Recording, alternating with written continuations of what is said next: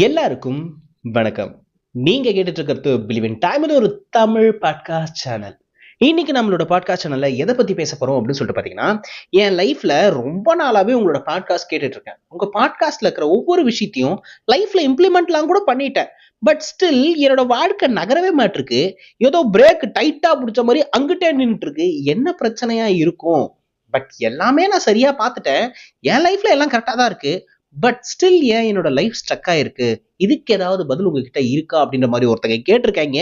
அவங்களுக்கு மட்டும் இல்ல, நம்மளோட பாட்காஸ்ட்டை ரெகுலரா ஃபாலோ பண்ணிட்டு இருந்தீங்கன்னா உங்களுக்காகவும் தான் இந்த பதில். வழக்கம் போல ஒரு கதை. ஒரு ஊர்ல பாத்தீங்கன்னா ஒரு கலர் கோழி குஞ்சு இருக்கு. கலர் கோழி குஞ்சா? நல்லா இருக்கேப்பா கதை. மேல சொல்லு அப்படின்ற மாதிரி நீங்க கேட்கறது புரியுது. எஸ், ஒரு கலர் கோழி குஞ்சு இருக்கு. அது என்ன பண்ணுது அப்படின்னு சொல்லிட்டு பாத்தீங்கன்னா, குட்டி குட்டி இரை தரையில இருக்கும் பாத்தீங்களா, அந்த தரையில இருக்கிறதெல்லாம் எடுத்துட்டு இருக்கு. அப்ப அம்மா அந்த கோழி இருக்கும் பாத்தீங்களா, அது வந்து என்ன சொல்லுது, எப்பா இந்த லிமிட்டை தாண்டி நீ தாண்டி போகாத, அங்கிட்டு போனா காக்கா வந்து உன்னை கொத்திட்டு போகும். ஆமாங்க, பல நாள் நான் கோழி குஞ்சு வாங்கி காக்கா தான் ஆட்டையை போட்டு போச்சு. பிளாஷ்பேக்லாம் வேண்டாம், கதைக்கு வருவோம். எஸ், அந்த கதையில என்ன பண்றாங்க அப்படின்னு சொல்லிட்டு பாத்தீங்கன்னா, அந்த அம்மா கோழி வந்து அட்வைஸ் பண்ணுது, இந்த லிமிட்டை தாண்டி நீ போவே போவாத. அப்படி நீ போயிட்டனா யாராவது ஆள் தெரியாதவங்க வந்து உன்னை தூக்கிட்டு போறதுக்கு வாய்ப்பு இருக்கு. அது மட்டும் இல்ல பாத்தீங்கன்னா, பூனை கண்டாலும் உன்னை தூக்கிட்டு போயிடும், காக்கா கண்டாலும் புடிச்சிட்டு போயிடும். எங்கிட்டு போனாலும் நமக்கு ஆபத்து இருக்கு. அதனால இந்த லிமிட்டை தாண்டி நீ போக கூடாது அப்படின்ற மாதிரி கோழிக்கு ஒரு லிமிட்டை ஒண்ணு செட் பண்ணிடுறாங்க. அந்த கோழியா என்ன பண்ணுது, அம்மா சொன்னா சரியாதான் இருக்கும், இனிமேல் நம்ம அம்மா வார்த்தையை கட்டுப்படுறோம் அப்படின்ற மாதிரி முடிவு பண்ணிடுது. அன்னைக்கு நாள் என்ன ஆகுது அப்படின்னு சொல்லிட்டு பாத்தீங்கன்னா, ஒரு ஸ்ட்ரேஞ்சர், அவன் யார் எவர்னே தெரியாது, திடீர்னு சொல்லிட்டு காம்பவுண்ட் வாசல்லே வந்து நின்றுட்டு இருக்கான். இந்த கோழி குஞ்சுக்கா ஒரே பதட்டமா இருக்கு. யார் இவனே தெரியலையே, எதுக்கு நம்ம வீட்டை சுத்தி சுத்தி வரான், ஒருவேளை நம்மளை தூக்கிட்டு போயிடுவானோ அப்படின்ற மாதிரிலாம் பயப்படுது. இவனும் ஏகப்பட்ட சிக்னல்லாம் கொடுத்து அந்த கோழி குஞ்சை கூப்பிட்டு பார்க்கறான். அந்த கோழி குஞ்சு வரமாறலாம் தெரியல.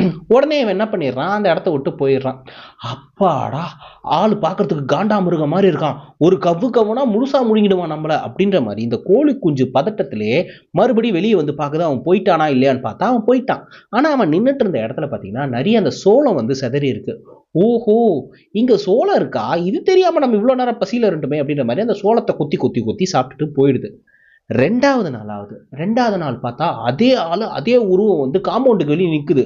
ஆத்தி, இன்னைக்கு வந்துட்டானே, ரொம்ப சேஃப்டியா இருந்துக்க, சூதனமா இல்லாட்டி தூக்கிட்டு போயிடுவாங்க அப்படின்ற மாதிரி அந்த கோழி குஞ்சு தனக்குதானே வந்து செல்ஃப் டாக் மாதிரி கொடுத்துக்குது. கொஞ்ச நேரத்துல அந்த ஸ்ட்ரேஞ்சர் என்ன பண்றான், வேடிக்கை பார்த்துட்டு அவனும் போயிடுறான். அவன் போனதுக்கு அப்புறம் மறுபடியும் வந்து எட்டி பார்க்குது, போயிட்டானா அப்படின்னு பார்த்தா, அப்பாடா போயிட்டான்ப்பா. கீழே பார்க்குது, சோளம் இருக்கு. ஆஹா, இங்க பாருடா சோளம் அப்படின்ற மாதிரி அந்த சோளத்தை கொத்தி கொத்தி சாப்பிட்டுட்டு மறுபடியும் போயிடுது. இது தொடர்ச்சியா நடந்துகிட்டே இருக்கு. 50வது நாள் வர்றப்ப அதுக்கு லைட்டா ஒரு டவுட் வர ஆரம்பிக்குது.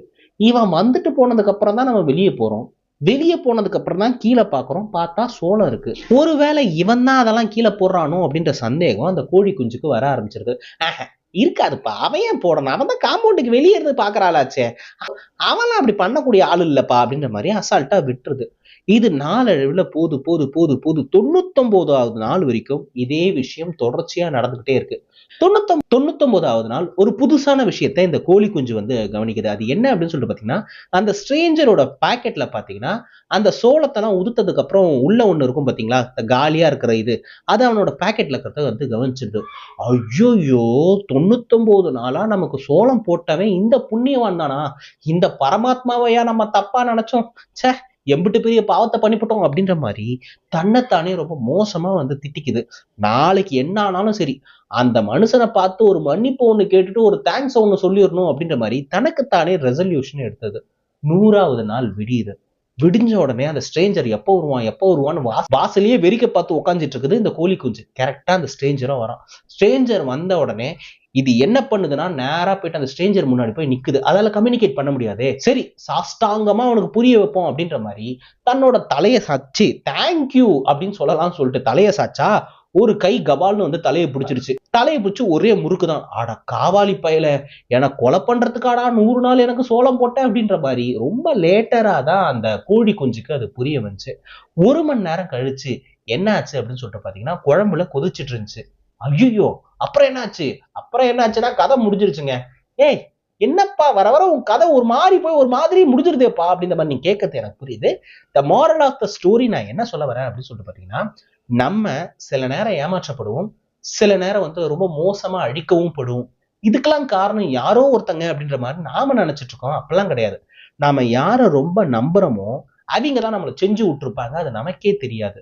ஸோ நான் நான் என்ன ஒரு விஷயத்த சொல்லணும் அப்படின்னு சொல்லிட்டு நினைக்கிறேன் அப்படின்னு சொல்லிட்டு பார்த்தீங்கன்னா, நான் வேலை பார்த்த இடத்துல எனக்கு ஒரு மோசமான அனுபவம் வந்து எனக்கு கிடைச்சிச்சு. அது என்ன அப்படின்னு சொல்லிட்டு பார்த்தீங்கன்னா, கொஞ்ச நாளாவே என்னால அத ஃபீல் பண்ண முடிஞ்சுச்சு. நான் ஒர்க் பண்ற இடம் ரொம்ப டாக்ஸிக்கா இருக்கிற மாரி இருந்துச்சு, சில பல வருடங்களுக்கு முன்னாடி. அப்ப என்ன ஆச்சு அப்படின்னு சொல்லிட்டு பார்த்தீங்கன்னா, இது ஆகுற மாரி தெரியல. இங்க இருந்தா நம்மளும் டாக்ஸிக்கா மாறிடுவோம் போல இருக்கு. பேசாம இங்க இருந்து கிளம்பிடுவோம் அப்படின்ற தாட்ல தான் நானே இருந்தேன். பட் லேட்டரா தான் எனக்கு ஒரு விஷயம் ரியலைஸ் ஆச்சு. என்ன அவிங்களே வேலைய விட்டு தொரத்துறதுக்கு முடிவு பண்ணியிருக்காங்க அப்படின்ட்டு.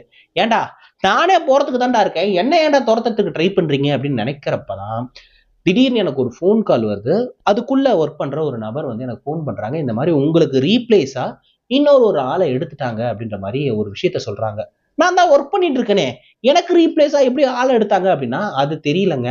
உங்களுக்கு ரீப்ளேஸா ஒரு ஆள எடுத்துட்டாங்க.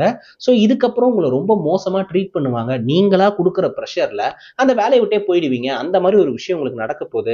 எனக்கு பெர்சனலா உங்ககிட்ட சொல்லணும் போல தோணுச்சு. அதனால தான் சொல்லிட்டேன். கொஞ்சம் பார்த்து இருந்துக்கங்க அப்படின்ற மாரி ஒரு வார்னிங் வந்துச்சு. எப்பவுமே ஒரு விஷயத்த கேட்ட உடனே ஒன் சைடா கேட்டு கன்ஃபார்ம் பண்ணக்கூடாது. 2 சைடும் கேட்டு தெரிஞ்சுக்கணும். ஸோ அதுக்கப்புறம் விசாரிக்கிறப்ப தான் தெரிஞ்சுச்சு, ஏகப்பட்ட அலிகேஷன்ங்க. என்ன வேலைய விட்டு தூக்குறதுக்கு ஏ டூ இசட் என்னென்ன காரணம்லாம் சொல்ல முடியுமோ, அம்புட்டு காரணம் ஆடியோ, வீடியோ, அப்புறம் அவன் சாட்சி சொன்னா, இவன் சாட்சி சொன்னா அப்படின்ற மாரி ஏகப்பட்ட விஷயத்தெல்லாம் வந்து ரெடி பண்ணி, என்ன வந்து வேலைய விட்டு தூக்குறதுக்கு எல்லாமே பண்ணிட்டாங்க. ஆல்மோஸ்ட் அக்ரியும் ஆயிடுச்சு. இன்னொரு ஒரு பெர்சன கூட எடுத்துட்டாங்க. பட் எனக்கு தெரிய வந்த விஷயம் என்ன அப்படின்னு சொல்லிட்டு பார்த்தீங்கன்னா, நானே போறதா தானே இருந்தேன். என்னை ஏன் இவ்ளோ மோசமா நடத்தணும்? மோசமா நடத்துனது மட்டும் இல்லாம, என் கேரக்டரையே ஏன் அசாசினேட் பண்ணணும்? இப்போ அவன் வேலைய விட்டு போறான்றது வேற, அவன் கேரக்டரே தப்பு. அவன் இங்க வொர்க் பண்ணக்கூடாது அப்படின்னு சொல்லிட்டு ஒரு கேரக்டர அசாசினேட் பண்றது எவ்ளோ தப்பு? அத அவங்க எனக்கு பண்ண பார்த்தாங்க. இதெல்லாம் தெரிஞ்சதுக்கு அப்புறம் நான் வேலைய விட்டு போனா நல்லா இருக்காது. ஏன்னா, இங்க பெரும்பான்மையான மக்கள் எடுக்கிற முடிவு என்ன அப்படின்னு சொல்லிட்டு பார்த்தீங்கன்னா, ரொம்ப பிரஷரா இருக்கா, நான் வேலைய விட்டு போறேன்ப்பா. வேலைய விட்டு போனதுக்கு அப்புறம், நம்ம அதாவது இந்த நோட்டீஸ் பீரியட்லாம் போட்டு இன்னும் 2, 3 நாள்ல போப்போறோம் அப்படின்றப்ப தான், இந்த ஹையரார்கி கிட்ட போயிட்டு நான் போறதுக்கு காரணம் இவங்க தான். இவங்க குடுத்த பிரஷரால தான் நான் வேலைய விட்டு போறேன்ட்டு, நீங்க நிக்கும்போது சொன்னது தான். நான் அத பண்ணவே இல்ல. நான் தெளிவா என்னோட ஹையரார்கி கிட்ட என்ன சொன்னேன் அப்படின்னு சொல்லிட்டு பார்த்தீங்கன்னா, நான் இங்க வொர்க் பண்ண ஆசைப்படுறேங்க. நான் நல்லா தான் ஒர்க் பண்ணிட்டு இருக்கேன். எனக்கு இந்த என்வைரன்மென்ட்ல எந்த ஒரு பிரச்சனையும் கிடையாது. பட் சோ அண்ட் சோவால தான் எனக்கு ஒரு மாரி டாக்ஸிக் ஃபீல் கிடைக்குது. அந்த டாக்ஸிக் ஃபீலால தான் என்னால சரியா ஒர்க் பண்ண முடியல. எனக்கு இங்க ஒர்க் பண்றதுக்கு விருப்பம் இருக்கு. அவங்களுக்கு இதுல ப்ராப்ளம் இருந்துச்சுன்னா, அவங்கள கூப்பிட்டு வச்சு பேசுங்க. இத சார்ட் அவுட் பண்ணுங்க. பட் நான் இங்க லாஸ்டிங்கா இருக்க விருப்பப்படுறேன் அப்படின்னு சொன்னதுக்கு அப்புறம் தான், இப்ப மேனேஜ்மென்ட்ல இருக்கிறவங்க யோசிச்சு பார்க்குறாங்க. அட! அவிங்க வேற மாரி ஒரு கதை சொன்னாங்க. இவன் வேற மாரி சொல்றான். இவன் ஒர்க் பண்றதுக்கு ரெடியா இருக்கிறானே. இவன ஏன் இப்படிலாம் சொல்றாங்க அப்படின்ற மாரிலாம் புரிஞ்சதுக்கு அப்புறம், அவங்க அத வந்து ரிவோக் பண்ணிட்டாங்க. அவங்க அத வேணாம்னு சொல்லிட்டாங்க. அதுக்கப்புறம் எனக்கு தெரிய வந்த உண்மை என்ன அப்படின்னு சொல்லிட்டு பார்த்தீங்கன்னா, இவ்ளோ விஷயங்கள் நடந்துச்சு பார்த்தீங்களா? இவ்ளோ விஷயத்துக்குள்ள அந்த டாக்ஸிக்கா என்ன நடத்தின நபர் மட்டும் கிடையாது. அவங்க கூடவே ஒத்துழைச்ச ஒரு நபரும் இருக்காங்க. அந்த நபர் வேற யாரும் கிடையாது. நான் ரொம்ப ரொம்ப நம்புன, நான் ஃப்ரெண்டுன்னு நெனச்ச ஒரு நபர் கூடவே இருந்திருக்காங்க. இவ்ளோ விஷயம் நடந்திருக்கு. ஆனா எந்த ஒரு இடத்துலயும் அவங்க மூச்சே விடல. அவங்க கூடவே சேர்ந்து தான் நான் வந்து அத்தன நாளும் டிராவல் பண்ணியிருக்கேன். அத்தன நாளும் அவங்க கூட தான் சேர்ந்து வேலை பார்த்துருக்கேன். ஒரு இடத்துல கூட இவ்ளோ விஷயம் உனக்கு பின்னாடி நடந்துட்டு இருக்கு. இந்த மாரி உனக்கு ரீப்ளேஸாவலாம் ஆள எடுத்துட்டோம் அப்படின்ற விஷயம்லாம் எதுவுமே எனக்கு தெரியவே தெரியாது. யாரோ ஒரு 3வது மனுஷங்க 4வது முறை நான் பண்ண உதவிக்காக அட்லீஸ்ட் அவங்களுக்கு ஃபோன் பண்ணி சொல்லணும்னு சொல்லிட்டு எனக்கு யாரோ ஒருத்தங்க உதவி பண்ணாங்க. நான் ஃப்ரெண்டா நெனச்ச நபரே எனக்கு பின்னாடி இவ்ளோ குழி தோண்டி வச்சிருந்தது எனக்கு தெரியாது. அதுக்கப்புறம் தெரிஞ்சதுக்கு அப்புறம் நான் என்ன பண்ணேன், அவங்கள பழி வாங்குனேனா அப்படின்னு கேட்டீங்கன்னா, பழி வாங்குறதெல்லாம் ஓல்டு ட்ரெண்டுங்க. இப்பலாம் அவங்கள கண்டுக்கிறதே கிடையாது. அவங்க ஒரு நல்ல ஃப்ரெண்ட இழந்துட்டாங்க. ஒவ்வொரு முறையும் வந்து நம்ம ஏமாறுறது, நம்ம ரொம்ப நம்புன நபர்கள் கிட்ட தான். இந்த ஒரு விஷயம் மட்டும் கிடையாது. இன்னொரு ஒரு விஷயமும் எனக்கு நடந்துச்சு. அது என்ன அப்படின்னு சொல்லிட்டு பார்த்தீங்கன்னா, இதே மாரி தான் நான் ஆரம்ப காலகட்டத்தில வேலைக்கு சேர்ந்த புதுசுல வந்து எனக்கு ஒரு மெசேஜ் வந்துச்சு. ஒரு ஒரு மாரி தப்பான மெசேஜ்ன்னே வச்சுக்கங்களேன். ஆனா என்னால புரிஞ்சுக்க முடியுது. அத என் கூட வேலை பார்க்குற யாரோ ஒருத்தங்க தான் எனக்கு அனுப்பியிருக்காங்க அப்படின்றத என்னால புரிஞ்சுக்க முடியுது. நான் வந்து சொல்றேன், இந்த மாரி வேலை பார்க்குற யாரோ ஒருத்தங்க வந்து எனக்கு இந்த மாரி அனுப்பியிருக்காங்க அப்படின்னு சொல்லிட்டு, என் ஃப்ரெண்ட் நான் ரொம்ப குளோஸா நெனச்ச ஒரு நபர் கிட்ட வந்து சொன்னேன். ஆனா யார்கிட்டயும் சொல்லக்கூடாது. ஏன்னா இங்க இருக்கிற எல்லாரையுமே நம்ம வந்து சந்தேகமா பார்க்குற மாரி ஆயிடும். பெட்டர் இத விட்டுருவோம் அப்படின்ற மாரி விட்டுட்டேன். ஆனா நான் நம்புன அந்த நபர் என்ன பண்ணிட்டாரு அப்படின்னு சொல்லிட்டு பார்த்தீங்கன்னா, உன்கிட்ட மட்டும் தான் சொல்றேன், உன்கிட்ட மட்டும் தான் சொல்றேன்னு ஊர் ஃபுல்லா சொல்லிட்டாரு. அப்புறம் பாத்தீங்கன்னா ஆபீஸ்ல இருக்கிற எல்லாருக்குமே அந்த விஷயம் வந்து தெரிஞ்சிருச்சு. சோ ஆபீஸ்ல இருக்கிற எல்லாரும் என்னப்பா ராத்திரியான ஒரு மாதிரி மார்க்கமாலாம் மெசேஜ் வரதா கேள்விப்பட்டேன் அப்படின்ற மாதிரி அரசல் புரசலாம் என்கிட்டயே கேட்க ஆரம்பிச்சிட்டாங்க. அப்புறம் என் ஃப்ரெண்டு கிட்ட போய் கேட்டேன், என்னடா நான் உங்ககிட்ட தான் சொன்னேன், இது எப்படி ஆபீஸ் ஃபுல்லா தெரிஞ்சு? சாரி மச்சான், நான் வந்து ஒரே ஒருத்தங்கிட்ட மட்டும் தான்டா சொன்னேன், அவன் எல்லாருக்கும் சொல்லுவான்னு எனக்கு தெரியாம போயிடுச்சுடா அப்படின்ற மாதிரி அவன் சொல்றப்பதான் எனக்கு ரொம்ப ரொம்ப ஹர்ட் ஆச்சு. ஏன்னா நான் ரொம்ப க்ளோஸ்ன்னு நினைச்ச ஒரு நபர் அவன் யார்கிட்டயும் சொல்ல மாட்டான்ற காரணத்துக்காக தான் அவங்கிட்டயே வந்து சொன்னேன், எப்பா இதை யார்கிட்டயும் சொல்லிடக்கூடாது அப்படின்ட்டு. அப்படி இருந்தும் அவங்க ஏன் அப்படி சொன்னாங்க அப்படின்னு சொல்லிட்டு பாத்தீங்கன்னா நாம நம்பின காரணம் தான். இப்போ நாம நினைச்சிட்டு இருக்கோம் அவங்க எல்லாம் நமக்கு பெஸ்ட் ஃப்ரெண்டு அப்படின்ட்டு. இல்ல, அந்த பெஸ்ட் ஃப்ரெண்டுக்கும் ஒரு பெஸ்ட் ஃப்ரெண்ட் இருப்பான்ல, அதை நம்ம யோசிக்கிறதே கிடையாது. நாம ஒருத்தங்களை பெஸ்ட் ஃப்ரெண்டுன்னு சொல்லிட்டு ஒரு விஷயம் சொல்லிடுறோம், அவங்களுக்கு ஒரு பெஸ்ட் ஃப்ரெண்ட் இருக்காங்க அப்படின்ற காரணத்துக்காக அவங்க கிட்ட வந்து ஷேர் பண்றாங்க.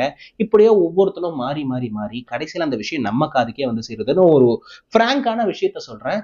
இன்னைக்கு நண்பர்கள் அப்படின்னு ஒரு ஒரு செட்டு இல்லவே இல்லை.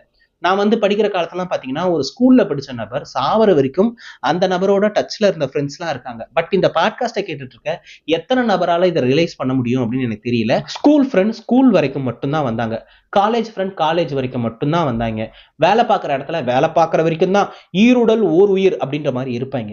அவங்க வேற வேலைக்கு மாறிட்டாங்கன்னா சாரி மச்சான் வேலையில செம பிஸிரா அதான் பேச முடியல அப்படின்ற மாதிரி ஒவ்வொருத்தனா கண்டு கடைசியில நாம மட்டும்தான் இருந்திருப்போம். இதுல எங்க இருந்து வந்து இந்த ஃப்ரெண்ட்ஸ் எல்லாம் எனக்கு ஒண்ணுமே தெரியல. சோ நான் என்ன சொல்ல வரேன் அப்படின்னு சொல்லிட்டு பாத்தீங்கன்னா உங்க கூட இருக்கிற எல்லாருமே சமகாலத்துல உங்க கூட பயணம் பண்றவங்க தான். அவங்க ஃப்ரெண்ட்ஸ் நாம நினைச்சிட்டு இருக்கோம், நம்பிட்டு இருக்கோம். அதுல ஒரு சிலர் மட்டும் விதிவிலக்கு. அவங்க எல்லாம் உண்மையா இருப்பாங்க. ஸ்கூல்ல படிச்சிருப்பான், ஆனா அன்னைக்கு என்ன மாதிரி பேசினாலும் இன்னைக்கு பார்த்தாலும் அதே மாதிரி பேசுவான். அப்படிப்பட்ட நபர்களும் இருக்காங்க, அவங்க எல்லாம் எக்ஸப்ஷனல். பட் பெரும்பான்மையான நபர்கள் இப்படித்தான் இருக்காங்க. அதையும் மீறி எனக்கு வந்து ஒருத்தவங்க டச்ல இருக்காங்க அப்படின்னு சொல்லிட்டு பாத்தீங்கன்னா அவன் கால் பண்ற விஷயம் எதுக்காக இருக்கும்னா அவனுக்கு ஏதோ ஒரு விஷயத்த நம்ம கிட்ட கன்வே பண்றதா இருக்கும், இல்ல அவனுக்கு நம்ம கிட்ட இருந்து ஏதாவது ஒரு தேவை இருக்கிறதா இருக்கும். இது மாதிரியான நபர்கள் மட்டும்தான் நம்ம கூட தொடர்புல இருக்காங்க. சோ நான் என்ன சொல்ல வரேன் அப்படின்னு சொல்லிட்டு பாத்தீங்கன்னா வேலையில இருக்கிறவன் உன் நண்பன் கிடையாது. நீங்க ஒர்க் பிளேஸ்ல ஒருத்தனை வந்து நண்பன், இவன் என் ஃப்ரெண்டு, நான் அவன்கிட்ட நம்பி சொல்லலாம், அவன்கிட்ட நம்பி ஒரு பொறுப்பை கொடுக்கலாம் அப்படின்ற மாதிரிலாம் நினைக்காதீங்க. அவங்க நண்பர்கள் கிடையாது. அவங்கெல்லாம் உங்களோட கொலீக், அதாவது கூட சேர்ந்து வேலை பார்க்கறவங்க. கூட சேர்ந்து வேலை பார்க்கறவன் என்னைக்கா இருந்தாலும் உன்னோட காம்படிட்டர் மட்டும்தான், அவன் உன் நண்பன் கிடையாது. அவன் என்னைக்காவது ஒரு நாள் வந்து உனக்கு பின்னாடியே குழி தோண்டி வச்சிருப்பான், உனக்கே தெரியாம உன்னை படுக்க போட்டு பாடையும் கட்டிடுவான். So be careful. ரொம்ப சிம்பிளா சொல்லணும் அப்படின்னு சொல்லிட்டு பாத்தீங்கன்னா ஒரு பாம்பு அதோட தோலை உரிச்சிருச்சு அப்படின்ற காரணத்துக்காக அதான் தோலை உரிச்சிருச்சு அது பாம்பே கிடையாதுப்பா, இப்ப அது வந்து பல்லிப்பா அப்படின்ற மாதிரிலாம் நம்ம நினைக்க கூடாது. பாம்பு ஆல்வேஸ் அ பாம்பு. என்னைக்கா இருந்தாலும் அது கொத்துற குணம், அது கொத்திட்டே தான் இருக்கும். ஸோ உங்ககிட்ட ஆல்ரெடி ஒருத்தங்க இந்த மாதிரி ப்ரூவ் பண்ணிட்டாங்கன்னா அவங்களுக்கு செகண்ட் சான்ஸ்லாம் கொடுத்து இல்லப்பா 1000 தான் இருந்தாலும் அவன் எனக்கு ஃப்ரெண்டுப்பா அப்படின்ற மாதிரிலாம் நினைக்காதீங்க. மறுபடியும் அவன் உங்களை கொத்திட்டு அவன் போறதுக்கு தயங்கவே மாட்டான். ஸோ பார்த்து சூதனமா இருந்துக்க பாண்டி. ஐ ஹோப் இன்னைக்கு நான் சொன்ன இந்த விஷயம் கண்டிப்பா எல்லாருக்குமே பயனுள்ளதா இருக்கும் நான் நினைக்கிறேன், நம்புறேன். எல்லா மனசும் ஒரு சின்னோண்டு பாராட்டுக்கு தானே எங்க கிடக்கு. உங்களுக்கு இந்த பதிவை பத்தியோ இல்ல என்ன பத்தியோ ஏதாவது சொல்லணும்னு இருந்துச்சுன்னா அதை மறக்காம கமெண்ட் பாக்ஸ்ல வந்து சொல்லுங்க. உங்களோட ஒவ்வொரு கமெண்ட்டையுமே நான் வாட்சிட்டு தான் இருக்கேன். என்னோட ரெகுலர் ஆடியன்ஸ் கிட்ட இருந்து நான் எதிர்பார்க்கறதுலாம் அந்த சப்ஸ்கிரைபும் அந்த கமெண்ட்டும் மட்டும் தான். இந்த ரெண்டு விஷயத்தை நீங்க பண்ணிட்டீங்கன்னா மூணாவதான ஒரு விஷயம் இருக்கு. அது என்ன அப்படின்னு சொல்லிட்டு பாத்தீங்கன்னா இந்த வீடியோ நல்லா இருக்கும் பட்சத்துல அப்படியே பொத்தனாப்புல அந்த ஹைக் பட்டனையும் கிளிக் பண்ணிட்டீங்கன்னா இதை நிறைய பேருக்கு போய் சேரும், நிறைய பேரும் பயனடைவாங்க. ஆல்ரெடி நான் சொன்ன மாதிரி நாளைக்கு இன்னொரு கதையோடும் கருத்தோடும் நான் உங்களை வந்து சந்திக்கிறேன். அதுவரை உங்களிடமிருந்து விடைபெறுவது நான் மட்டும்தான். நன்றி.